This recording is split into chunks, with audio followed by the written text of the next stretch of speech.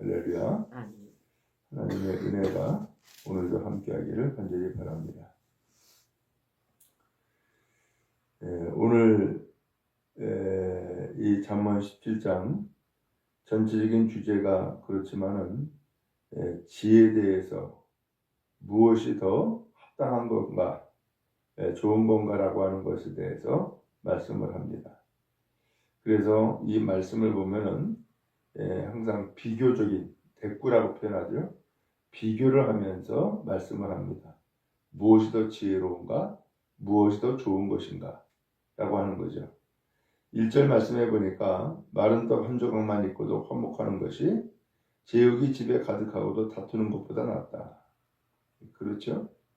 그러므로 여기서 보니까 마른 떡, 이것은 양식이죠. 아니면은 또 풍성한 물질이라고도 표현할 수 있겠죠.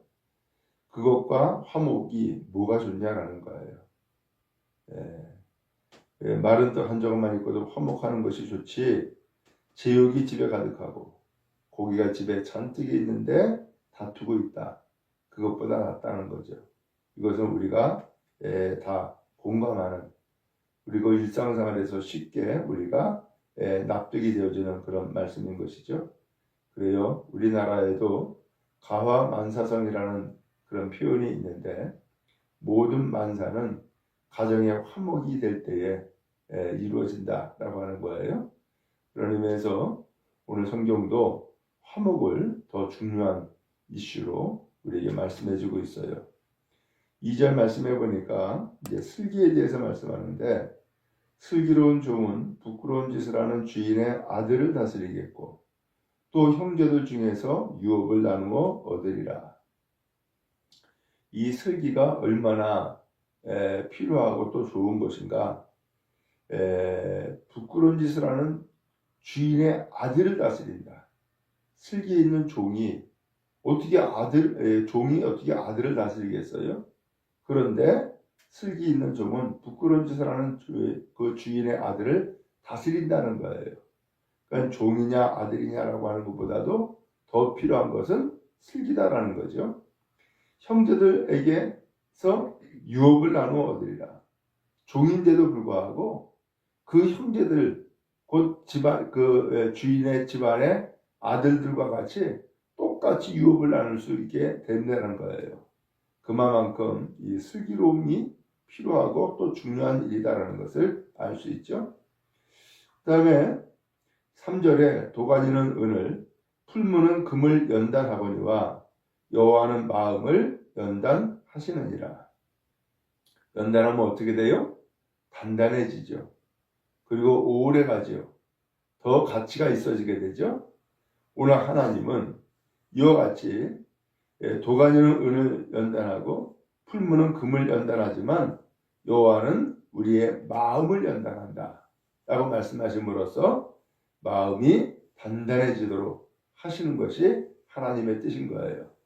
더군다나 요새는 마음이 연약해서 정신적인, 그래서 우리의 삶을 지탱해 나가지 못하는 사람들이 자꾸 생겨요.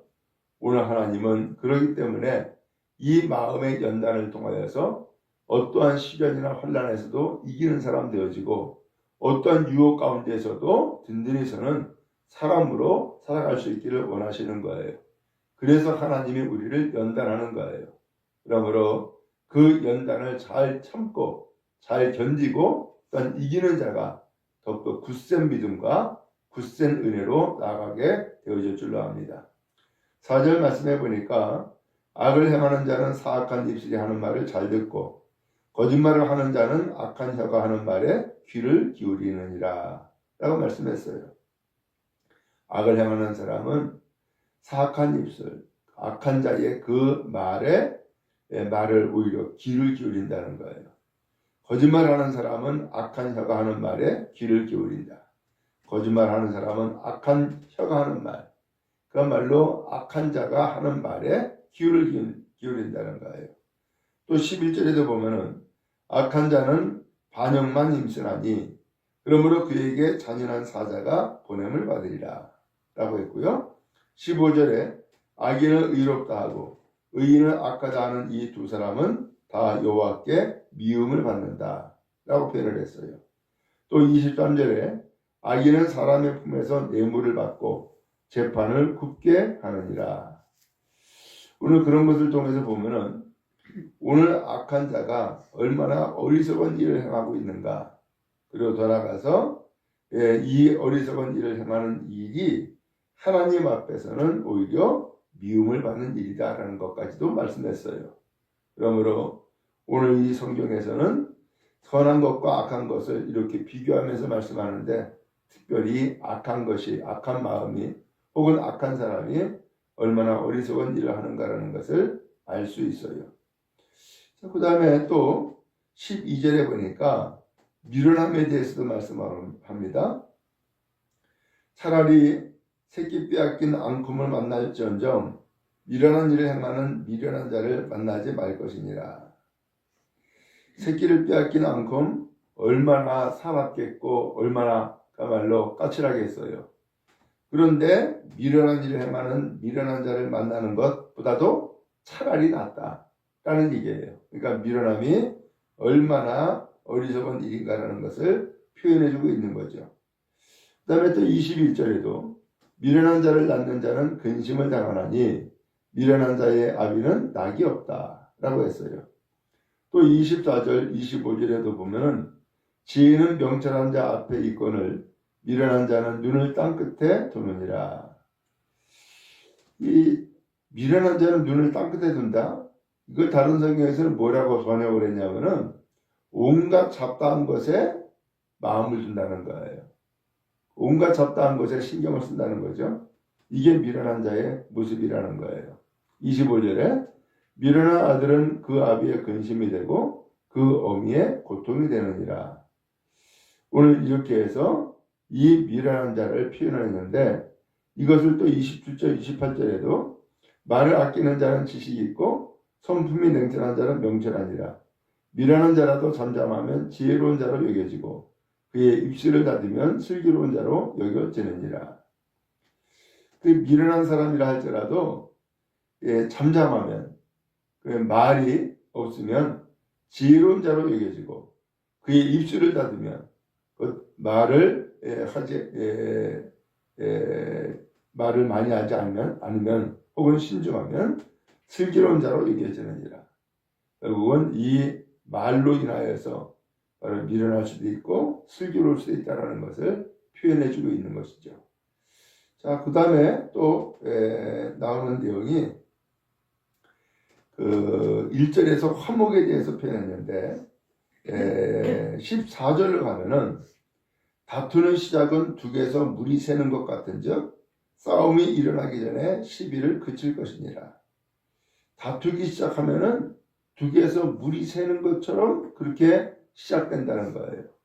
근데 이것을 막지 못하면은 나중에는 큰 싸움이 생기게 되고 큰 싸움은 결국 그 둑이 무너지는 것과 똑같다는 거예요. 오늘 그러므로 우리는 이 말에 대해서 오늘 특별히 여러 가지로 표현하고 있는데 다툼이 아니라 화목하는 것이 더욱더 중요한 일이다라는 것을 알 수 있죠. 19절에도 다툼을 좋아하는 자는 죄가를 좋아하는 자요 자기 문을 높이는 자는 파괴를 구하는 자니라. 그런 의미에서 오늘 이 성경은 화목함이 더욱더 중요한 일이고 그 다음에 슬기로움이 더욱더 복된 일이다라는 것을 말씀해주고 있어요. 그래서 화목이 아닌 다툼으로 가는 것은 악을 행하는 것이요 미련한 것이 되어지고 그 다음에 또 슬기가 아니라 어리석은 일들을 행하는 것은 그야말로 거기에 끝에 근심이 있고 악이 있다라는 것을 표현해주고 있어요. 그런 의미에서 오늘도 우리는 이 말씀을 통하여서 화목함과 또한 슬기로움으로 세상에서의 모든 삶에 하나님의 은혜가 또한 복이 임하는 우리 모두가 다 되어지기를 주님의 이름으로 축복합니다.